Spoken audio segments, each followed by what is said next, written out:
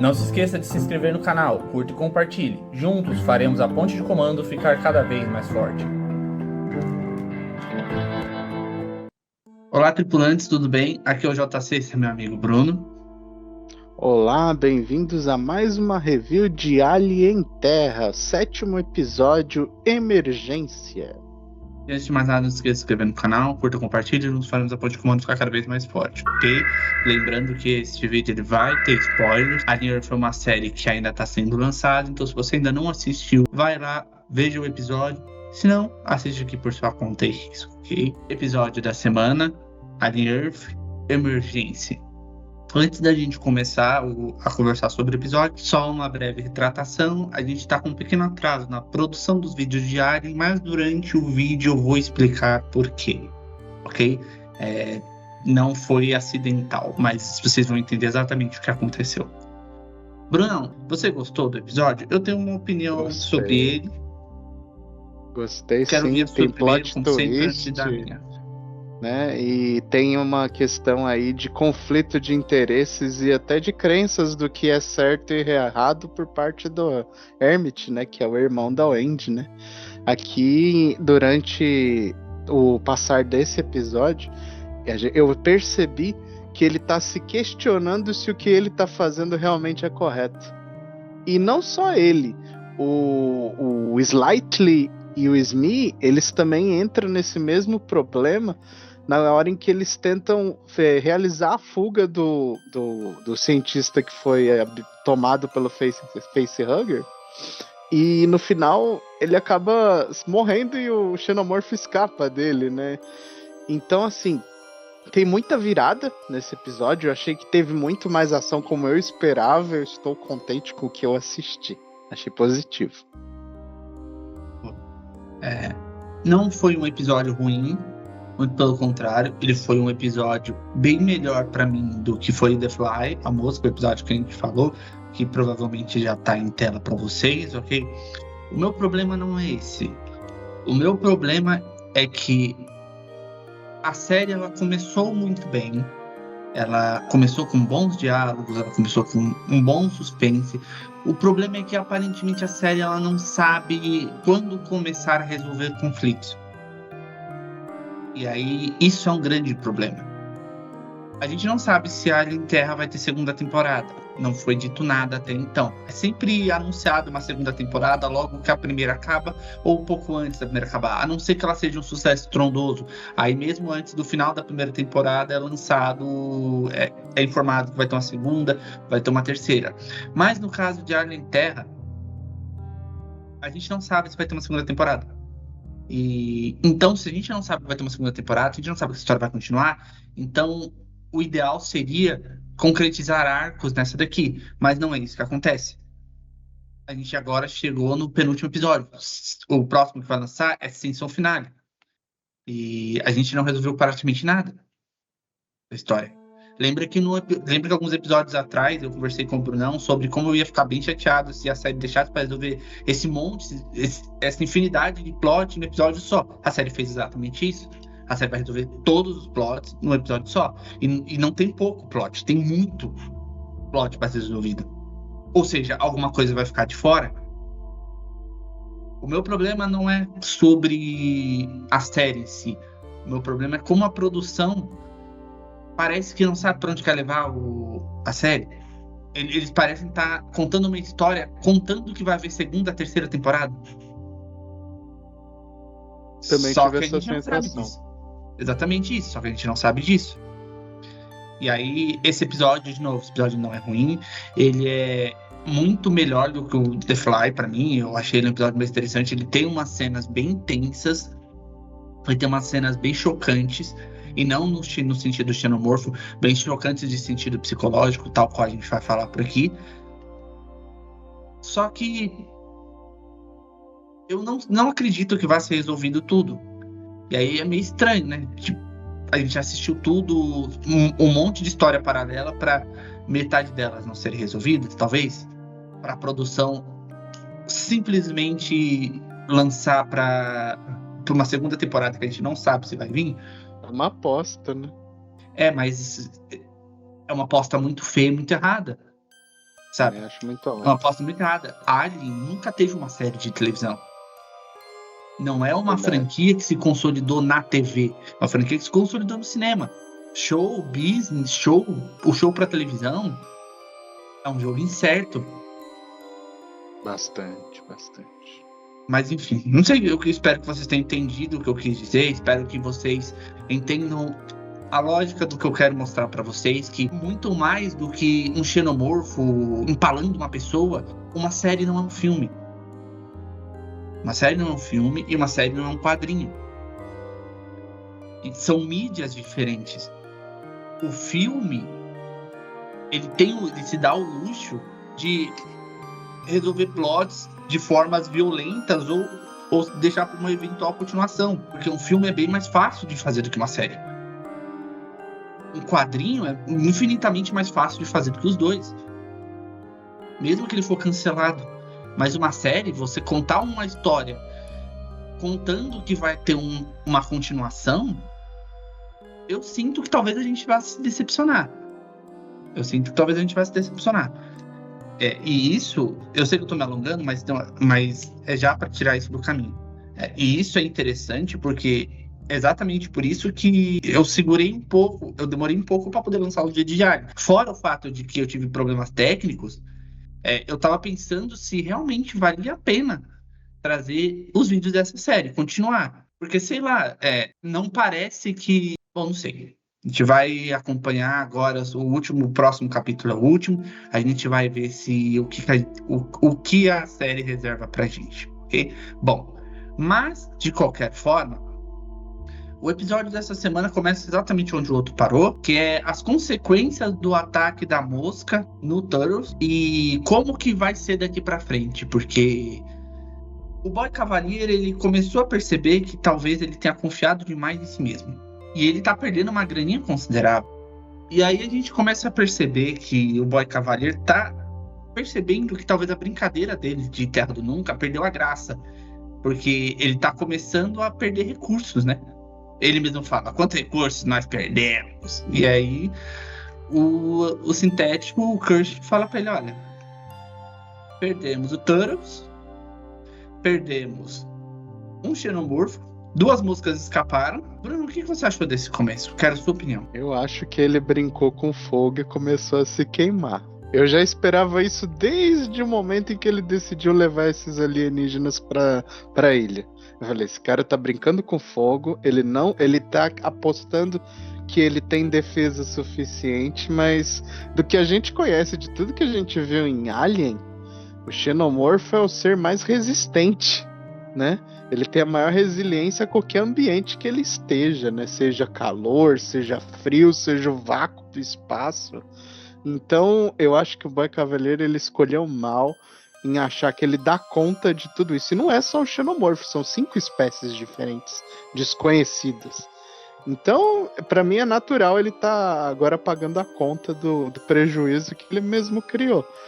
E o que me deixa assim surpreso é a falta de visão de risco que ele tem. Porque geralmente, quando a pessoa é um investidor, uma pessoa do mundo dos negócios, ela faz uma análise de risco antes de entrar no negócio. Ele não, ele quebra esse padrão, ele assume os riscos e se der bom, tudo bem, ele aposta alto, ele é um grande apostador na minha visão. Ele não é um visionário tão prodigioso assim quanto é vendido da imagem dele. E assim, me surpreendeu aqui é que ele transfere toda a responsabilidade dos erros dele para os terceiros que estão abaixo dele, porque ele pode, né? Na verdade, tudo que foi feito ali foi porque ele quis. Não é erro dos outros, é ele que define esses erros a princípio. E ele fica jogando, poxa, sejam mais competentes. Nesse episódio ele fala isso, né? Ele fala isso pro Kirsch, seja mais eficiente. Então, na verdade, é ele, né?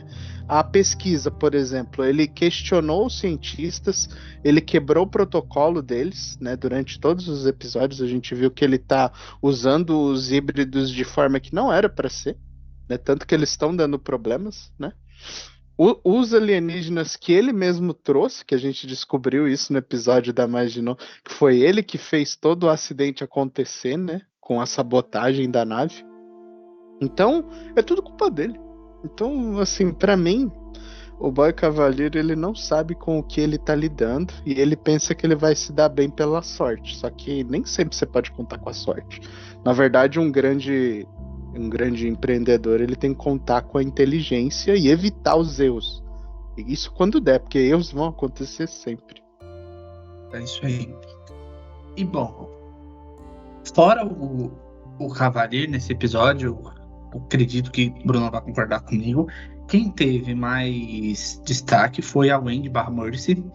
A Wendy, ela, que nem eu falei no último episódio, a Wendy ela soltou da coleira que tinham colocado nela. Essa foi uma coisa bem rápida.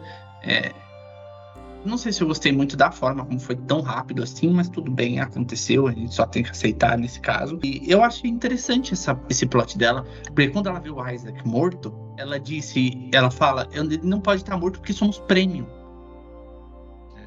E aí é um choque de realidade. Eu lembro que quando começou a série, eu até argumentei com o Brunão que talvez essa quebra de fantasia dela acontecesse por causa da morte do irmão. Sim. Mas não, aconteceu por causa de uma morte, mas não foi pela do irmão, foi por causa da morte do Isaac. Eu acho muito engraçado porque o Cavalier e o Kurt estão discutindo a respeito se dá pra recuperar o Isaac. E aí o Kurt fala pra ele, olha, a gente pode tentar, mas não tem backup. Poucas chances de funcionar. Ou seja, eles não vão tentar, o Isaac ele tá morto. O Isaac ele tá praticamente morto. E isso a abala profundamente. Isso abala ela profundamente por conta da forma como o Isaac foi morto, mas da frieza dos guardiões dela por lidar com isso. Eu nunca canso de repetir que todos esses androides eles são crianças. E na mente de uma criança, ela é especial. Sua mãe, a mãe de você que tá aí assistindo, com certeza disse para você quando você era criança que você era especial.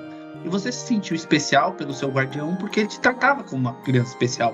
E até então, aqui, os híbridos são tratados de forma especial. Então eles sentem que eles são premium. Mas a partir do momento, eles acreditam na mentira que é contada para eles. Eles acreditam que eles são premium. Mas quando ela vê o Isaac morto, o Cavalier nem aí pro Isaac morto e o Kurt tratando como um boneco, ela começa a entender, cara, eu não sou premium.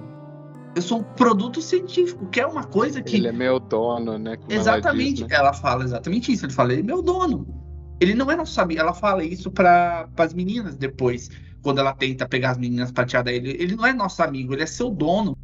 Exato. Então, esse plot dela, eu gostei bastante. E esse plot ele ainda fica melhor. Melhor, assim, um termo bem forte, mas ele ainda fica mais interessante quando eles encontram os próprios túmulos As lápides no próprio... E o Hermit? Na ilha.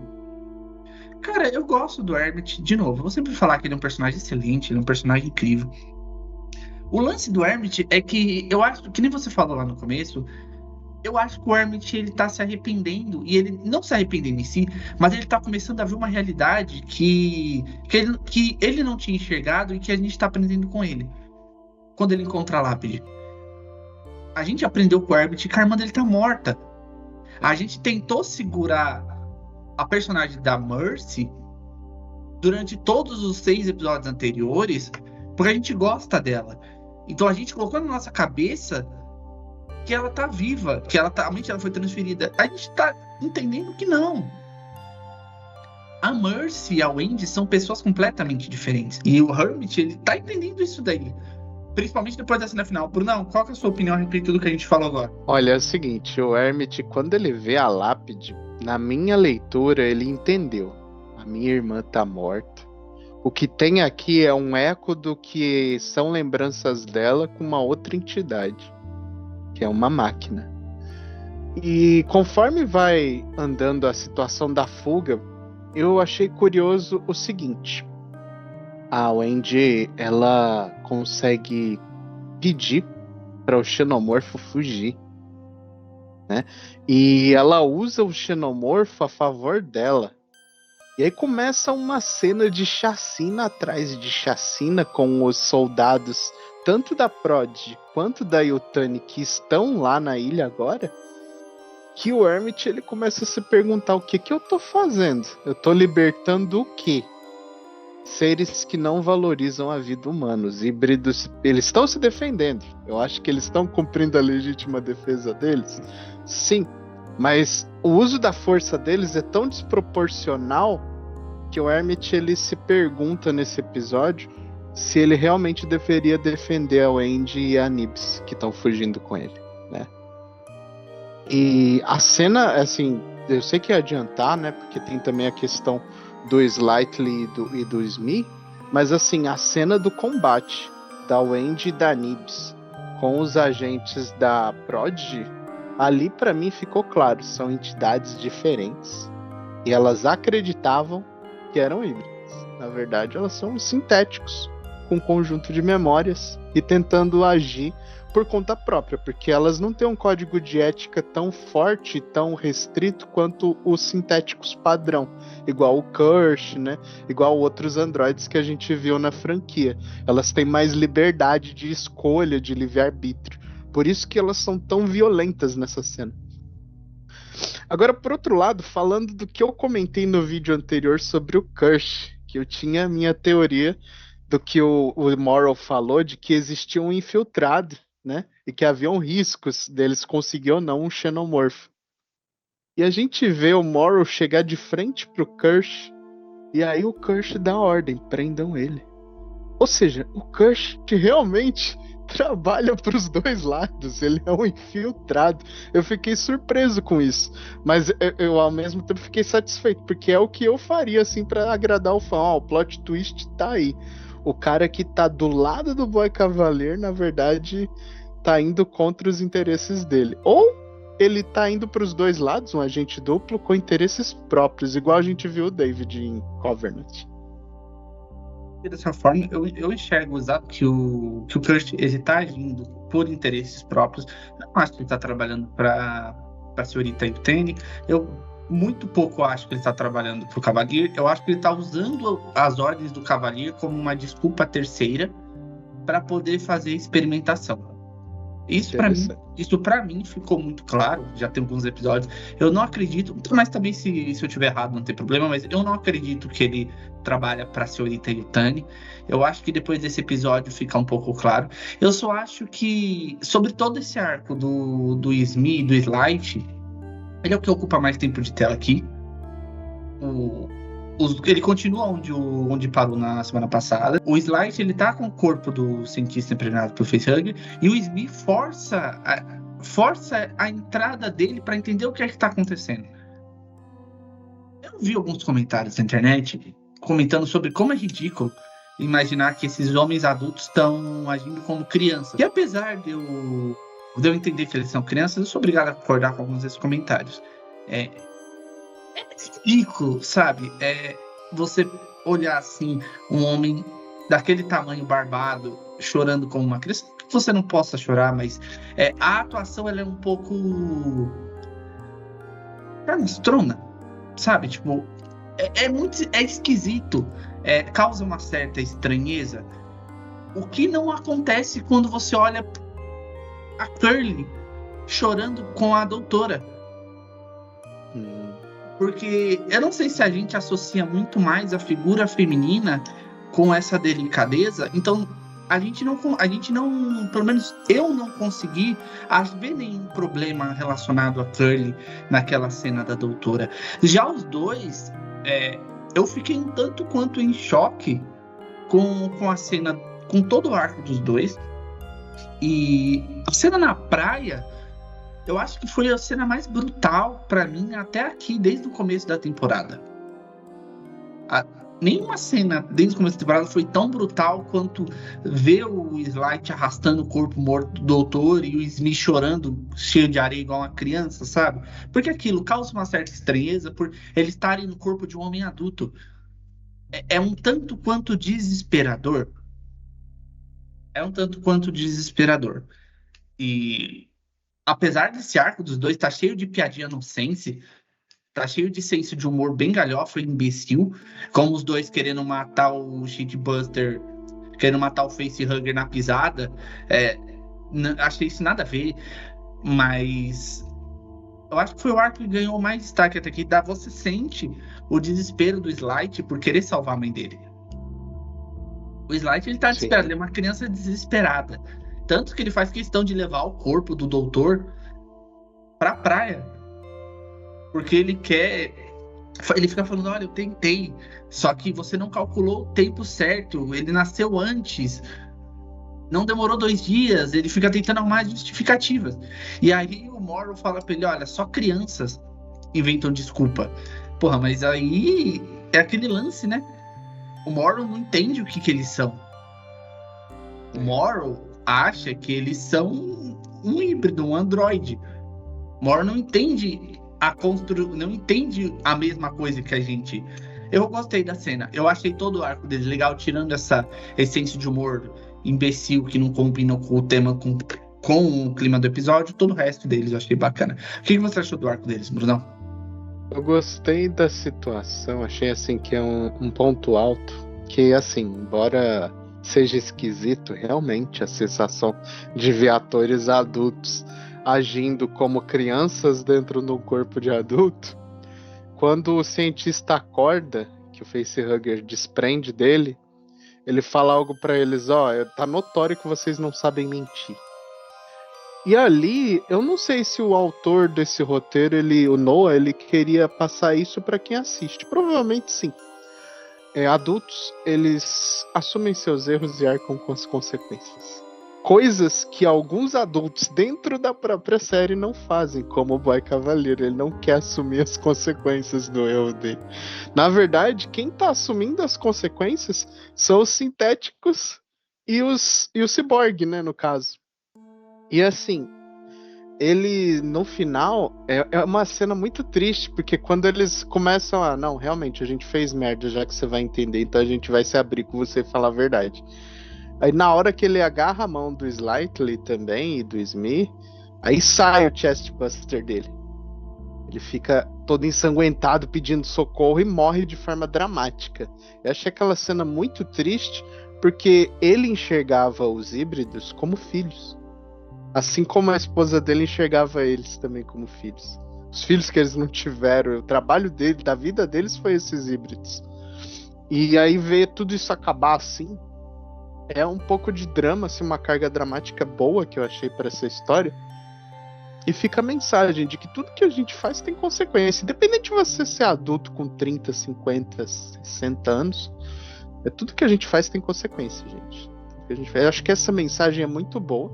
E o Morrow não entendê-los é justamente porque ele não sabe do precedente, né? Ele não tem ciência de que eles, na verdade, eram crianças à beira da morte, que foram arrancadas de suas famílias, né? E as memórias delas estão nessas máquinas, né? Para ele enxerga eles como eles realmente são. Eles são máquinas. Máquinas com memórias de crianças mortas. Essa é a visão. É isso aí. E só pra gente não se alongar muito mais, sobre os alienígenas nesse episódio, dá um bom destaque para o Xenomorph. A Wendy controla ele para conseguir se libertar e para conseguir uma distração para uma fuga. Mostra até onde vai o controle dela. A série ela meio que brinca com essa possibilidade da Wendy se tornar a deusa Xenomorfo, que é uma entidade que já apareceu nos quadrinhos. Nos quadrinhos, eu andei pesquisando um pouquinho para trazer para vocês. Nos quadrinhos, a deusa Xenomorfo, ela é uma deidade sintética que existe fora do espaço comum e que ela consegue um contato mental com alguns indivíduos que sobreviveram à impregnação do facehugger. Então, se você sobreviveu à impregnação do facehugger ou o chestbuster, isso nos quadrinhos, tá? Ou o estoura-peito, ela aparece para você e ela começa a interagir diretamente com você. E ela é uma entidade sintética. Depois tem até uma versão dos quadrinhos em que um androide acaba se tornando essa deidade. O lance da deusa Xenomorph aqui é que a gente consegue observar a forma como a Wendy, ela meio que tá iludida pelo contato que ela tem com esse bicho. A gente vê isso quando ela manda ele matar e ela fica em choque durante alguns momentos. quando ele destroça um dos soldados da Weyland Yutani e cai na frente dela, ela fica completamente assustada. Mas logo em seguida ele aparece para ela e ela fica encantada de novo, sabe? Ela parece que tá transformando ele numa criatura incompreendida. O que é interessante da gente comentar, porque é o seguinte, vale sempre, antes de você começar a sentir carinho por esse bicho e simpatia por ele, lembra sempre que o Ash falou em primeiro Alien. Ele é um bicho que ele não tem remorso, ele não tem carinho, ele não tem sentimentos e ele não tem noções de moralidade. Ou seja, não importa se você está passando a mão na cabeça dele e dando comida para ele não é um bicho de estimação. Não é um pet. Ele não é um pet. Ele não é um pet. Ele é uma criatura violenta que não tem nenhuma noção de moralidade. Ele vive para matar e para construir uma colônia. Ela parece tratá-lo como se ele fosse de estimação. E aí eu vi vários comentários na internet falando que o alienígena se tornou bicho de estimação. Só que as pessoas que falam isso parece que nunca assistiram um filme de Alien na vida ou assistiram de olho fechado, dormindo, sabe? Essa relação da Wendy com o xenomorfo não tem como dar certo. E eu não me surpreendo se a gente descobrir que, na verdade, ele é quem tá usando ela. Rapaz, agora você deu... Eu não me surpreenderia se no final ela descobrisse que ele quem tá usando ela. Ela parece sentir uma satisfação em fazer aquele assovio ridículo. Embora eu goste da personagem, eu achei que aquele lance dela ficar se comunicando com ele daquela forma já perdeu a graça. Era interessante no começo, agora tá soando mais artificial e mais boboca do que qualquer outra coisa. Só que assim, é aquilo que a gente falou. A temporada tá acabando. Dá tempo de fazer tudo isso daí no último episódio? Eu acho que não dá. Tem muito plot pra resolver. Boa parte desses plots deveria ter sido resolvido nesse episódio, mas não foi. Outro alienígena que ganha muito destaque aqui, o Octocelos, e a gente descobre que o Octocelos ele é extremamente inteligente a ponto de ele conseguir fazer equações matemáticas. Conhecer o número de pi, tentar vocalizar mesmo sendo numa ovelha, né? Exatamente. Eu achei isso aqui bem... Outro plot que vai ter que ser resolvido agora ou vão ter que esticar para uma segunda temporada. O que é o Octocelos? Que eu tenho é o gosto de quero mais no final do último episódio. Essa é a sensação que eu tenho. Sendo bem honesto, galera, eu não acho que, com todo respeito, eu não sei se Alien Terra vai ter uma segunda temporada. Lembrando que ele acontece 2 anos antes da Nostromo. Então talvez eles queiram uma segunda temporada, ano 2, antes da Nostromo aparecer. Eu não sei se isso é uma realidade paralela, se ele é fora do... Eu acharia melhor que fosse um universo paralelo para eles terem mais liberdade criativa. Se for um universo paralelo, não tem problema. E você faz o xenomorfo matar a Terra e é isso. Que é o que um segundo ano traria mais referências a Aliens do Resgate, que eu achei bem legal, as referências a Aliens do Resgate nesse episódio, as metralhadoras montadas que os caras carregam no exoesqueleto, que o James Cameron montou a partir de peças de motocicleta lá no segundo filme. Eu achei isso muito legal, eu gosto muito disso. Eu acho essas referências visuais bem bacanas, bem divertidas de assistir. Para quem não sabe, o James Cameron, ele revitalizou toda essa franquia lá em Aliens do Resgate. Alien 2 era para ser uma coisa completamente diferente, era para ter planeta de madeira, era um negócio bem bizarro, mas aí o James Cameron, quando assumiu, fez a colônia, criou os conceitos que a gente gosta, da rainha, das colônias de xenomorfo. Então eu vi algumas coisas bem interessantes do universo que o James Cameron ajudou a expandir, e isso para mim ficou bem bonito, isso para mim ficou bem legal. Brunão, sobre o episódio em si, tem mais alguma coisa que você gostaria de comentar? Antropoformizar, acho que essa é a palavra correta. Dar formas humanas, características de personalidade humana ao xenomorfo realmente não combina. Mas eu confesso que eu tive a sensação de, poxa, será que eu nunca compreendi o que é o xenomorfo? Porque ali ele foi capturado, né? Ele tá num ambiente totalmente estranho, ele tá tentando sobreviver segundo seus próprios instintos. Então quem é que tá errado? Os humanos. Né? Se parar pra fazer um juízo, assim, eu ver a relação dele com a Wendy, faz questionar qual que é o papel e o peso do valor das ações dos humanos, né? Porque os humanos que trouxeram esse alien para a Terra, então os humanos estão errados no princípio da ação. E ele está agindo pelo instinto e pela natureza dele, sobrevivendo. Agora, o que eu fiquei surpreso foi o final, sim. Que a Wendy, ela usa ele como arma de defesa, né? Uma espécie de guarda-costas para fugir da ilha. E o Hermit, ao ver isso, vê ela arrancar os braços dos soldados, arrancar a mandíbula. Aquela cena eu achei, nossa, Cena do Sr. isso sim Moranguete. foi Alien, né? O Não, cara esse final foi amassou a animal. cara dele. Aquela cena foi chocante. Eu pensei que a música do rock tinha que ter tocado ali naquela cena da luta. Mas enfim, é, é totalmente diferente do que a gente viu antes. A gente imaginava uma criança inocente, vítima, só que ela está se transformando em uma outra coisa. E aí eu acredito que o que você está falando aqui sobre será que não é o Xenomorph que está controlando ela desde o princípio? Pô, teoria muito boa essa sua. Eu não imaginei isso. Estou achando que eu estou concordando com isso aqui agora contigo nessa conversa. Não sei o que a gente espera do último episódio, mas o Hermit, para mim, eu acho que ele já entendeu que ele estava errado em tentar fugir, em libertar os híbridos, em aceitar o xenomorfo caminhar com eles. Ele viu os colegas dele ser massacrados, né? E ele tentou salvar a vida de uma que estava já com o braço quebrado porque a Nibs ia matar ela, né? E aí ele desativou a Nibs com aquela arma. E a gente acaba o episódio com a Wendy gritando por que você fez isso, né? E a gente sabe o porquê, né? Sobreviver. Entre os humanos e os híbridos, os humanos primeiro, né? E eu acredito que agora, no último episódio que vai vir, o Armit ele vai abandonar a irmã dele. Ele vai abandonar a irmã dele, não, ele vai abandonar a Wendy.